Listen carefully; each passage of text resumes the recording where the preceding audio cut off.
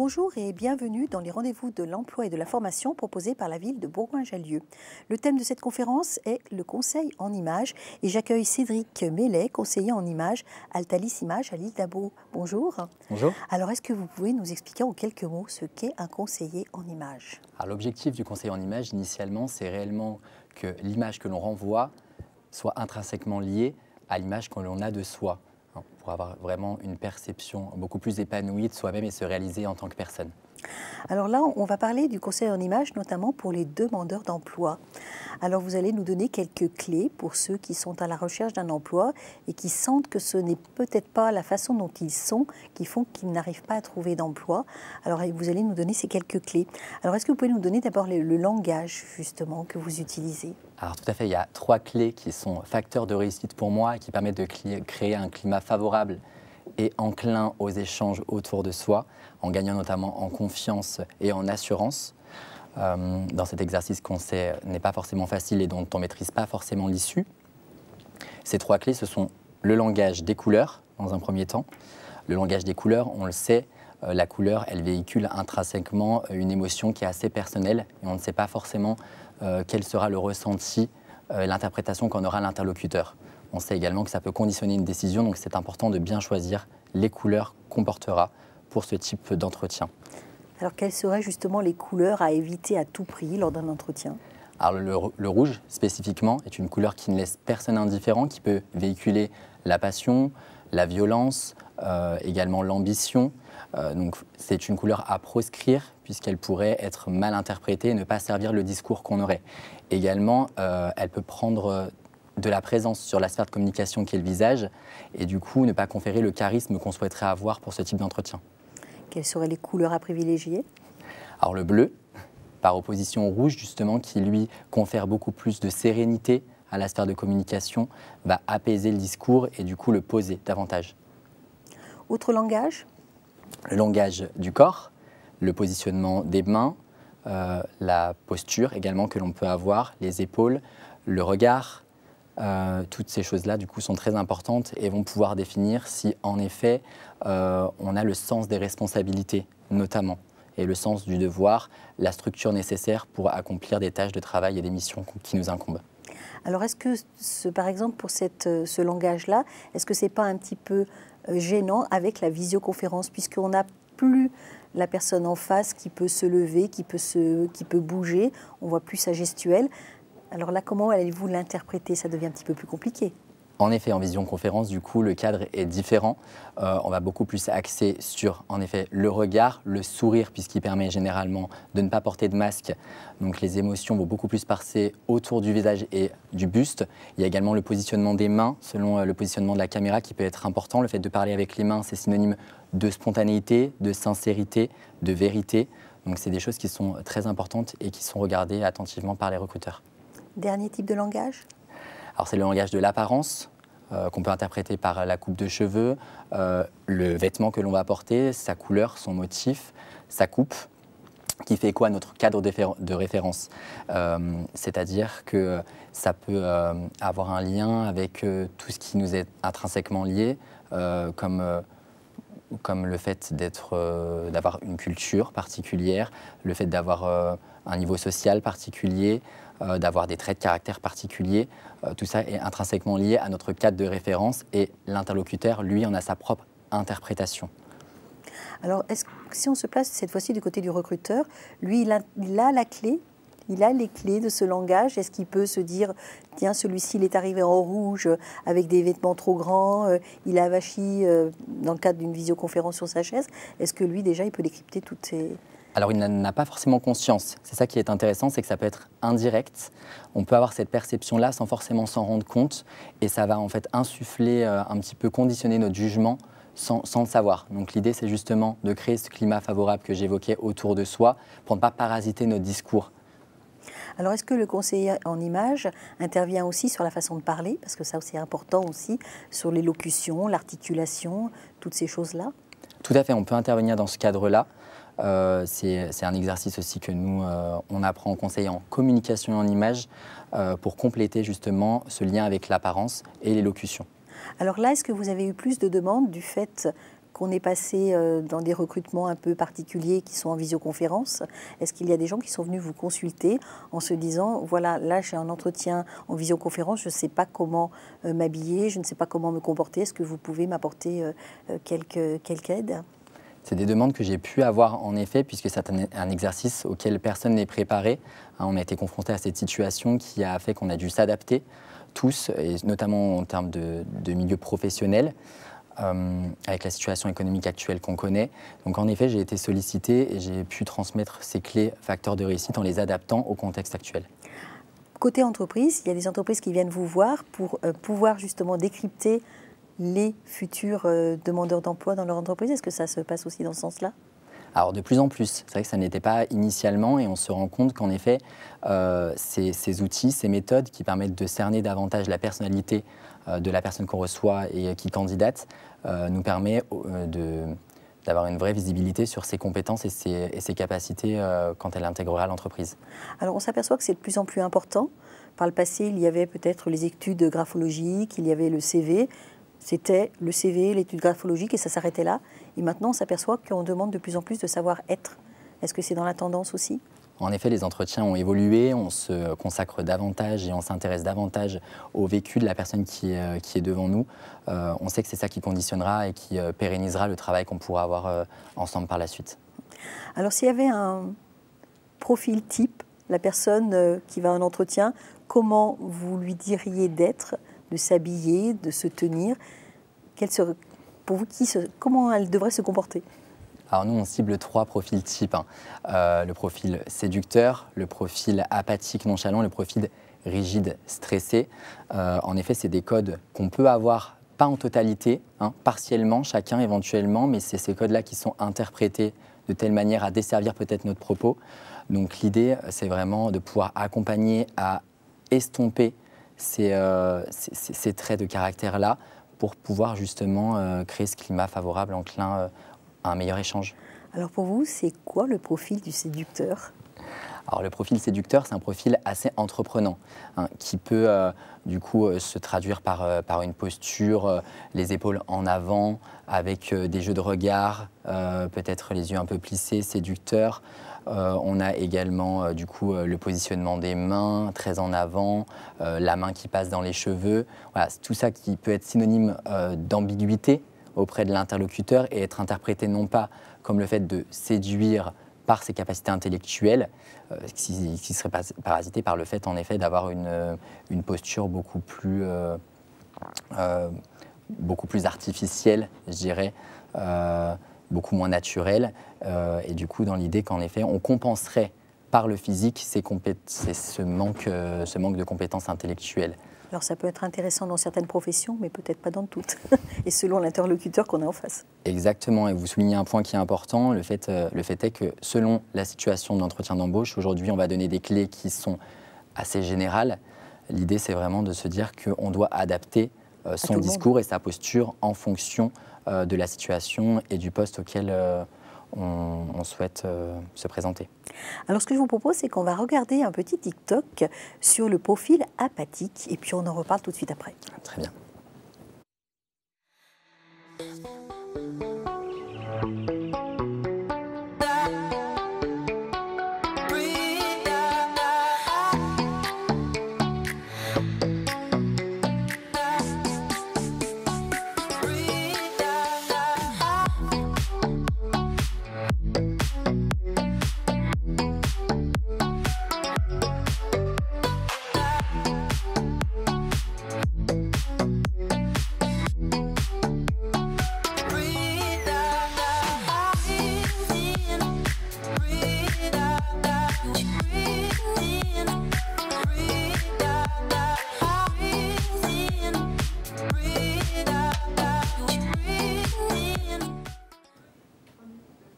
Alors, est-ce que vous pouvez nous expliquer ce TikTok? Alors, le profil apathique, qu'on discerne bien, notamment en début de vidéo, il se discerne notamment en termes de style vestimentaire par des vêtements qui sont assez difformes. assez tombant visuellement.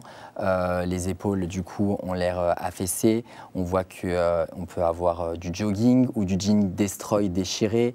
On peut avoir aussi ce t-shirt avec un aspect délavé et notamment un logo très actuel hein, qui évoque un groupe de rock Metallica, mais ça peut être également AC/DC ou les Rolling Stones.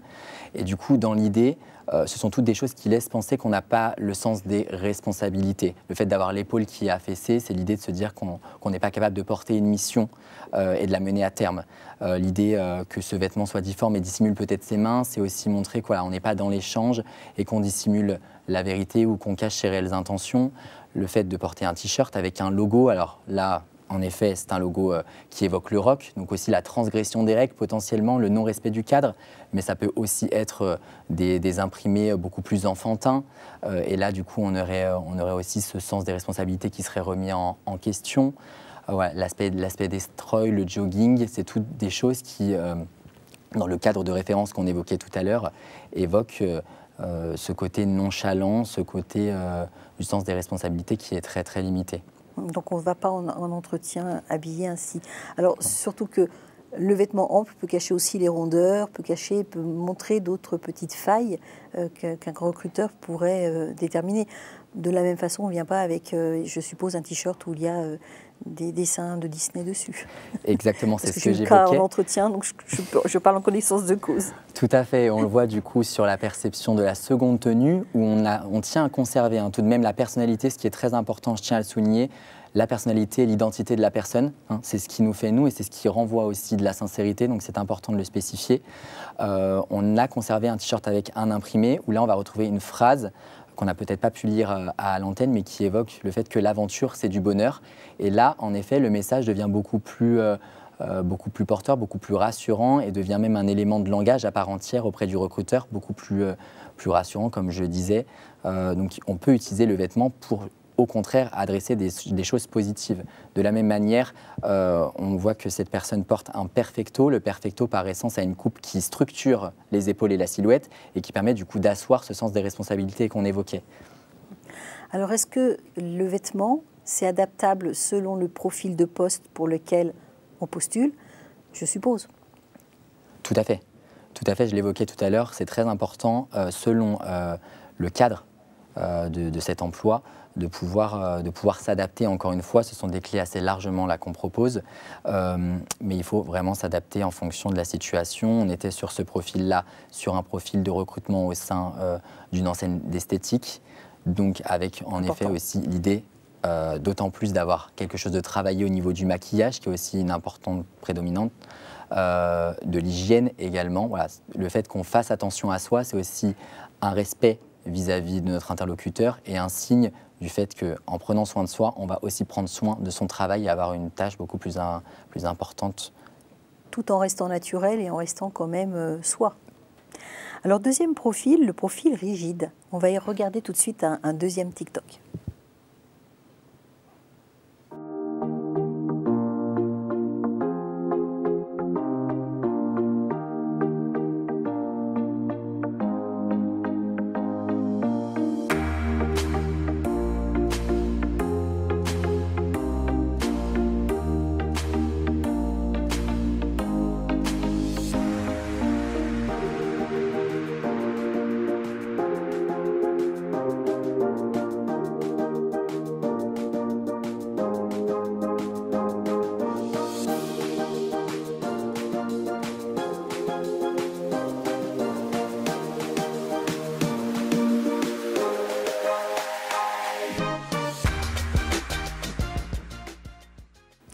Alors expliquez-nous ce profil-là. Alors le profil rigide et stressé, il se caractérise de différentes manières. Au niveau du langage des couleurs, c'est souvent quelque chose de très formel. Au niveau de la structure également, de l'apparence, puisqu'on a souvent du costume avec du noir et du blanc qui sont avec des couleurs avec un fort contraste, donc qui confèrent moins de présence, comme je le disais tout à l'heure, et moins de charisme du coup à la personne qu'on a en face de soi. Donc c'est très important de pouvoir, lorsqu'on a déjà cette personnalité assez stressée, assez anxieuse d'origine, de pouvoir apporter plus de douceur, plus de chaleur à travers le vêtement notamment. On le voit dans cette vidéo, au cours du premier entretien, la personne a la tête baissée, a le regard fuyant, a les épaules en dedans, les bras croisés, ce qui est vraiment synonyme également des gestes d'autocontact, ce qui est vraiment synonyme d'anxiété. Et on ne pourra pas confier décemment des missions à cette personne et lui faire entièrement confiance en ayant ce type de profil qui se présente en candidature. C'était pour quel type de poste ?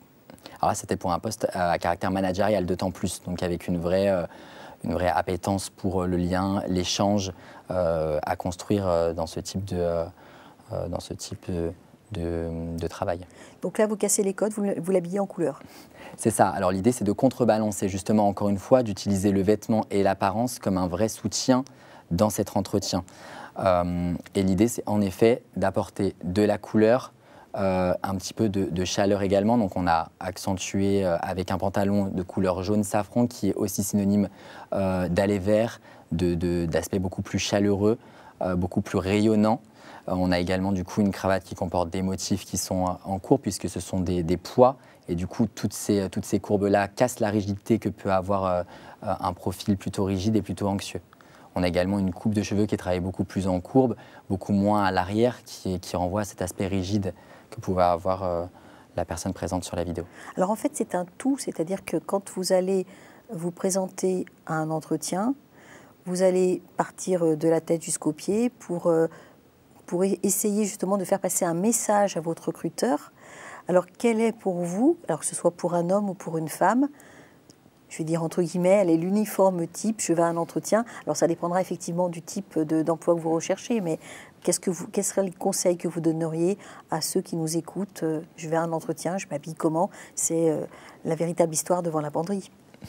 Tout à fait. Alors, l'idée, c'est de rester simple, de ne pas trop en faire, au risque justement de ne pas être représentatif de sa personnalité et d'être également dans quelque chose qui ne serait pas vraisemblable et véritable. Ça serait tout de suite perçu par les recruteurs. Donc il faut rester soi, il faut essayer d'être simple justement pour servir notre discours et que ce soit lui réellement qui soit perçu de l'interlocuteur et qu'il ne soit pas parasité par l'apparence.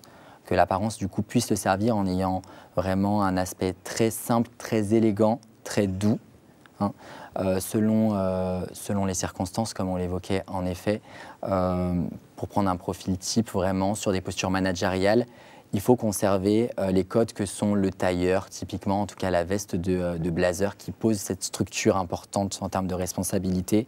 Au contraire, pour des emplois qui sont liés au lien social et à la relation, plutôt axés sur des choses en courbe, sur de la fluidité, sur de la couleur, pour justement amener cette douceur qui est importante et recherchée par les recruteurs. Si on est une femme, on évite le surmaquillage et surtout on essaye, dans la plupart du temps, d'être soi et de se sentir bien, ne pas arriver déguisé. Exactement. Il ne faut pas se sentir déguisé, il ne faut pas être dans un uniforme, au risque justement que ce soit perçu des recruteurs. On joue tous un petit peu un rôle lorsqu'on est en entretien d'embauche, c'est certain. L'idée, c'est que ce rôle, du coup, corresponde au plus profond de nous, à ce que l'on représente, pour qu'en effet, on soit en totale adéquation avec nous-mêmes sur cette prise de poste future que l'on souhaite. Et puis on le dit, on chasse le naturel et revient au galop. Donc, ce qui veut dire que l'entretien suivant, ça peut être désagréable. Alors, on va regarder un dernier TikTok. Cette fois-ci, il concerne les masques, puisque, hélas, depuis 1 an, nous vivons avec ces masques.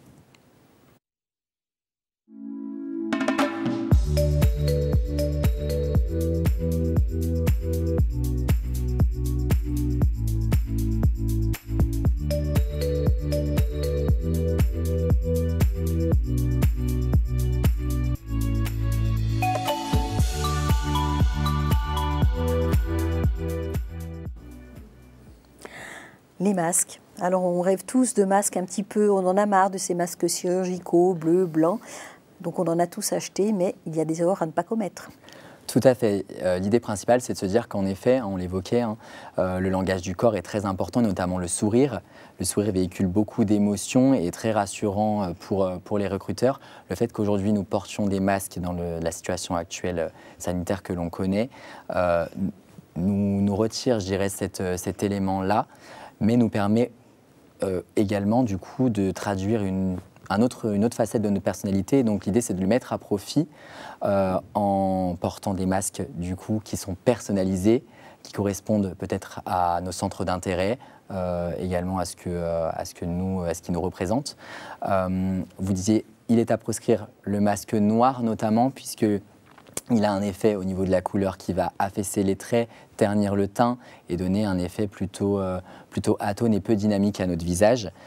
On lui préférera un bleu marine, comme je l'évoquais, pour sa couleur qui est plutôt douce, apaisante et rassurante.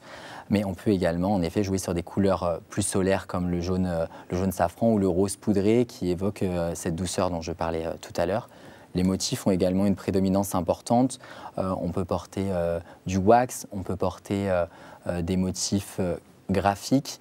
Et à l'inverse, du coup, plutôt à proscrire tout ce qui aura une connotation, notamment le motif léopard, qui peut se rapporter en effet à l'aspect séducteur qu'on évoquait tout à l'heure, ou des motifs militaires, notamment lorsqu'on travaille avec des enfants, qui peuvent avoir cette connotation de rigidité qu'on ne souhaiterait pas avoir. Ou des motifs qui sont vraiment très typés et qui donnent un petit peu trop de ton sur votre façon, votre être, je suppose. Encore une fois, on en revient au cadre de référence. Et en effet, il ne faudrait pas que ça puisse interférer, je dirais, en ayant des choses trop prononcées, comme typiquement un aspect un peu squelettique ou des choses comme ça qu'on pourrait retrouver actuellement et qui sont assez tendances sur ce type d'entretien. Bien que ça retranscrive notre personnalité, ça pourrait être mal interprété. Oui, ça pourrait être interprété comme une sorte d'agressivité aussi. Tout à fait. Alors, on arrive à la fin de cette conférence. Quels seraient les mots-clés, justement, sur cette image que l'on veut donner aux gens qu'on rencontre, alors que ce soit effectivement dans le cadre d'un recrutement, mais dans le cadre de la vie courante, comme vous le disiez, pour une rencontre, etc. C'est quoi les clés, justement? On en a parlé de ces clés de langage, de ces clés d'apparence et du corps, mais on est tous un petit peu gênés avec ça. Ce n'est pas des choses qui sont naturelles. Tout à fait. Donc c'est vrai qu'il faut aussi conformer, c'est plutôt compliqué.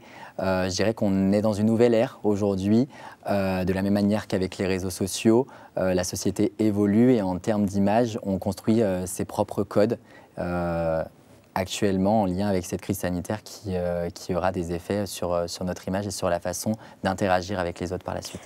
L'image d'un homme et d'une femme, c'est pas du tout la même? Elle a des similitudes. Mais en effet, elle se travaille d'une manière différente puisque intrinsèquement, l'homme et la femme n'ont pas la même sensibilité. On va travailler de manière totalement différente. On va travailler aussi sur l'âge, si une personne a 20 ans ou 60 ans? Également, comme je vous le disais, avec cette notion de société qui évolue au fil du temps, les codes ne sont pas les mêmes de générations passées et plutôt récentes. Donc en effet, on travaille aussi en lien avec la génération de chacun pour qu'il puisse s'inscrire dans cette continuité. Est-ce que dans les conseils en images, ça vous est arrivé de changer l'image totalement d'une personne, de passer, vous l'avez complètement transformée et que la transformation a marché? Alors oui, au prix d'un long travail, puisque c'est un travail également psychologique qu'on amorce ensemble. Il n'est pas seulement lié à l'image en tant que telle, c'est vraiment le reflet de l'âme, ce que j'appelle l'image. Donc on travaille un certain temps en profondeur sur quel est en fait le réel nous, comment se réaliser et s'épanouir au travers de son image et faire refléter en fait la personne que l'on est réellement, notamment au travers d'un conseil style vestimentaire, ce que l'on appelle. On va pouvoir retracer un petit peu l'évolution du style de la personne et généralement ça va de pair avec son état d'esprit. Est-ce que vous avez fait des belles découvertes? Oui, de très belles et c'est ce qui motive du coup à faire ce métier, c'est de pouvoir justement faire en sorte que de plus en plus de personnes puissent s'épanouir au travers de leur silhouette et se réaliser en tant que personne. Vous pouvez être un magicien alors. Eh bien, je vous remercie. Donc, c'était Cédric Mellet, conseiller en images, Altalis Images à l'île d'Abo. Merci. Merci à vous.